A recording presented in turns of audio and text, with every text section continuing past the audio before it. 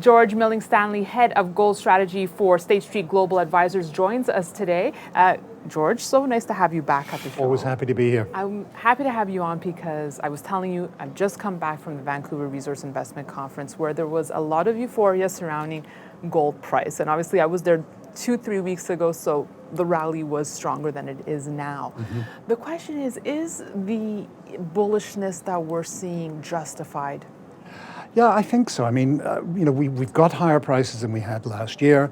I think most people are expecting gold to do well this year. Most of the analyst forecasts I've seen for the year as a whole are a good deal higher than where we are. Today, around the $1,300 level, people are forecasting $1,350, $1,400. There are braver people going even further than that. And I think that there's good cause for some optimism here. You say braver people. Is it too much of a risk to come out with such a... Look, some of these forecasts are a bit heroic, let's put it that way, I think that it's difficult to see 1,500 unless we get a sudden surge of speculative money into gold in the way that we did back in 2011. Right, so let me ask you, George, what do you think is fundamentally missing from the picture today that we had in 2011? Very simple. The speculative money that came flooding in from about the fall of 2010 right the way through until the fall of 2011. And that speculative money was driven by the fact that gold in the previous decade, from 2001 to 2010, had gone up $100 a year on average, from $250 an ounce to $1,250. So where is that money now? Last year we were saying it was in the cryptocurrency space, perhaps. Is it just all in the stock market right now? I don't think it was all in the cryptocurrency space. I think there was a lot of small individual investors who have gotten burned in terms of the cryptos the last 12 months or so.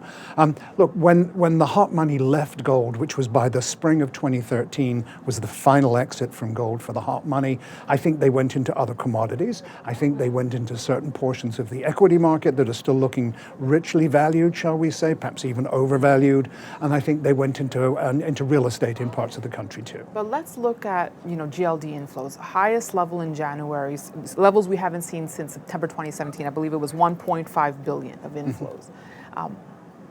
Shouldn't that be moving the meter a little higher here? I think that was a continuation of a trend that began in the fourth quarter of 2018. The middle 2 quarters of 2018 were bad for gold because the dollar was extraordinarily strong, and so was the domestic equity market in the US. That tended to wane, the influence of all of that tended to wane in December, so gold picked up very, very nicely. GLD had inflows of 1.8 billion, I think, in the fourth quarter, which was tremendous. Those inflows continued at the beginning of 2019. I'm very happy to see that too. We've seen some impact on the price. Prices have gone from the 1,200s to the $1,300 area. So well above the midpoint of my trading range between 1,150 and 1,350. So I think this is all encouraging. And you got perhaps euphoria, that was your word, and I think that there's justification for that. A couple of weeks ago, you got a little less right now. Right. But I think most people are still looking for higher prices, even if not with quite the same degree of enthusiasm as they were a couple of weeks ago in Vancouver. George Milling-Stanley, thank you so much for your words. Thank you for stopping by. Always a pleasure chatting with you. Thanks for the opportunity, Danielle. Good to see you again.